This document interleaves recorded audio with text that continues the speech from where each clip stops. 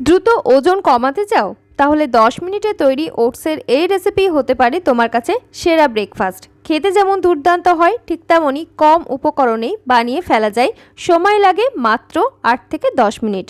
তো চলো শুরু করা যাক, দেখে নেওয়া যাক কিভাবে বানাতে হয় ওটসের এই চটজলদি স্বাস্থ্যকর রেসিপি। তো এর জন্য আমি 50 গ্রামের মতো রোলড ওটস নিয়েছি। আর ওটস ফার্স্টে একটু ড্রাই রোস্ট করে নিচ্ছি মাঝারি থেকে লো আঁচে।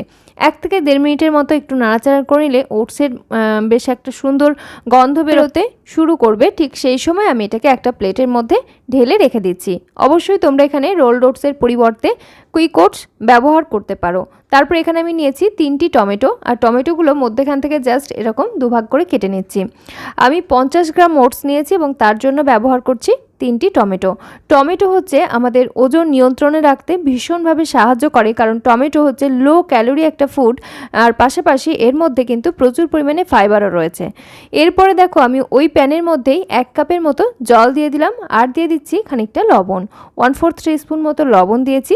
আর এই লবণ জলের মধ্যে টমেটোগুলো এরকম করে আমি দিয়ে নিচ্ছি। এগুলোকে আমি বেশ খানিকটা একটু সিদ্ধ করে নেব। টমেটোটা সিদ্ধ হয়ে যাবে এবং এর খোসাটা আলগা হতে শুরু করবে, সেই পর্যায়ে পর্যন্ত টমেটোগুলোকে আমি সিদ্ধ করে নেব। মোটামুটি 2 থেকে 2.5 মিনিটের মতো টাইম লেগেছে এবং তারপরে আমরা এখন ঢাকনাটা খুলে নেব। মাঝারি থেকে হাই ফ্লেমে আমি এটাকে সিদ্ধ হতে রেখেছিলাম। তো দেখো টমেটোর খোসাগুলো কিন্তু আলগা হতে শুরু করেছে, এরকম একটু স্পুন দিয়েই কিন্তু ছাড়িয়ে নেওয়া যাচ্ছে। এই পর্যায়ে পর্যন্তই আমরা কুক করব, এর থেকে বেশি কিন্তু আর কুক করব না, তাহলে আবার এটা ওভার কুক হয়ে যাবে এবং এর পুষ্টিগুণ অনেকটাই কমে যাবে। তো এটাকে আমি এখন নাবিয়ে রেখে দিলাম।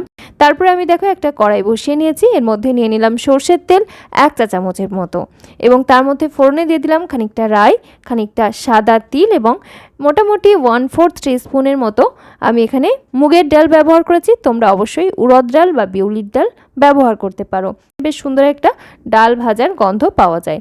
আর তারপরে দিয়ে দিলাম কাঁচা লঙ্কা, কারি পাতা, খানিকটা পেঁয়াজ। এগুলোকে একটু ফোড়নের সঙ্গে ভাজা ভাজা করে নিচ্ছি। আর যখন হালকাভাবে একটু ভাজা হচ্ছে, পেঁয়াজটা একদম গোল্ডেন কালার হচ্ছে না, সেই সময় আমি এখানে খানিকটা রসুন ব্যবহার করছি। মোটামুটি 4 কোয়া মতো রসুন আমি একদম মিহিভাবে কুচিয়ে নিয়েছি, তোমরা চাইলে থেতো করেও নিতে পারো। সেই রসুনটা দিয়ে দিলাম, আর দিয়ে দিলাম 1 চিমটের মতো হলুদের গুঁড়ো, বেশ একটা হালকা সুন্দর কালার আসবে। আর দিয়ে দিচ্ছি খানিকটা ভাজা মশলার গুঁড়ো। ভাজা মশলার গুঁড়োর মধ্যে রয়েছে গোটা জিরে, গোটা ধনে, আর হচ্ছে লবঙ্গ, এলাচ। এগুলোকে শুকনো খোলে একসঙ্গে করে একটু নাড়াচাড়া করে আমি গুঁড়ো করে রেখেছি, সেই পাউডারটা এখানে ব্যবহার করলাম। দিয়ে সমস্ত কিছু বেশ সুন্দর করে একটু কষিয়ে নিচ্ছি। এই পর্যায়ে আঁচ রেখেছি কিন্তু মাঝারি থেকে লোয়ের দিকে। খানিকটা ক্যাপসিকামের টুকরো আমি এখানে দিয়ে দিলাম। তোমরা চাইলে এই পর্যায়ে আরও কিছু সবজি ব্যবহার করতে পারো, তবে আমি আজকে একদম সিম্পল রেখেছি। খানিকটা ক্যাপসিকাম দিলাম, তাতে করে ফ্লেভার কিন্তু ভীষণ সুন্দর পাওয়া যায়। আর ক্যাপসিকামটা কিন্তু আমি ওভারকুক করব না, একদম লাস্টের দিকে অ্যাড করলাম। আর ওটা এখন হতে থাক। এই পর্যায়ে দেখো যে টমেটোগুলোকে আমরা নাবিয়ে রেখেছিলাম, এগুলো কিন্তু এখন ঠান্ডা হয়ে গেছে। আর এর খোসাগুলো আমি হাত দিয়ে জাস্ট এভাবে করে ছাড়িয়ে নিচ্ছি। তবে এই কাজটা কিন্তু টোটালি অপশনাল। টমেটোর খোসা তোমরা চাইলে ছাড়াতে পারো, না চাইলে খোসা সমেতই কিন্তু ব্যবহার করতে পারো। এইবারে এই সিদ্ধ করে নেওয়া টমেটোগুলোকে আমি একটা হাতার সাহায্যে এরকম ছোট ছোট টুকরো করে কেটে নিচ্ছি। তোমরা চাইলে পুরোটাকেই একটা ব্লেন্ডার জারের মধ্যে নিয়ে সুন্দর করে একটা পিউরিও বানিয়ে নিতে পারো।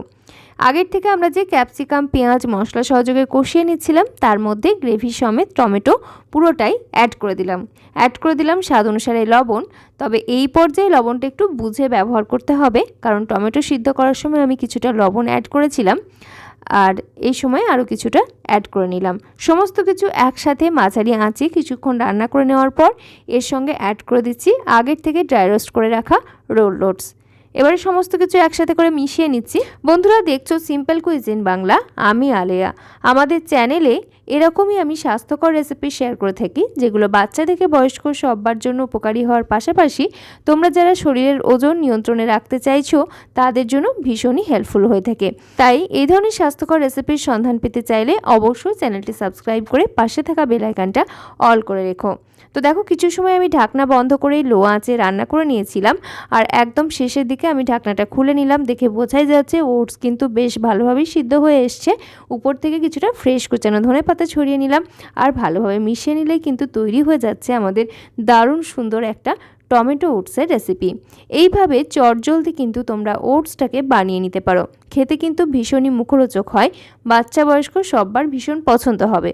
তবে আমি এখানে যেহেতু রোলড ওটস ব্যবহার করেছিলাম, তাই এটাকে আমি কিছু সময় স্ট্যান্ডিংয়ে রেখে দিচ্ছি, তাতে করে ওটস কিন্তু আমাদের হজম করতে সুবিধা হয়।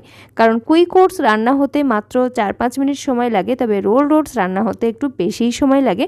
আর যদি ভালোভাবে সিদ্ধ করে নেওয়া হয় তাহলে সেটা কিন্তু আমাদের জন্য সহজপাচ্য হয়ে যায়। তৈরি হয়ে গেল ভীষণই স্বাস্থ্যসম্মত এবং ভীষণই সুস্বাদু একটা মুখরোচক ওটসের রেসিপি। সকালের জলখাবার হোক, দুপুরের লাঞ্চ কিংবা রাত্রে ডিনার অথবা বিকেলবেলা খিদে পেলে এইভাবে তোমরা কিন্তু ওটসটা বানিয়ে নিতে পারো। যারা ওয়েট লস ডায়েটে রয়েছে তাদের জন্য এটা একেবারে অ্যাপ্রোপ্রিয়েট একটা মশলা ওটসের রেসিপি। আমি এর সঙ্গে কিছুটা গ্রিন জুস রেখেছি এবং তার সঙ্গে টক দই রেখেছি, যেটা পুরোটা যদি নেওয়া যায় তাহলে কিন্তু পেট অনেকক্ষণ ভর্তি থাকে এবং ভীষণ একটা লো ক্যালোরি ডায়েট ফুড কিন্তু তৈরি হয়ে গেছে।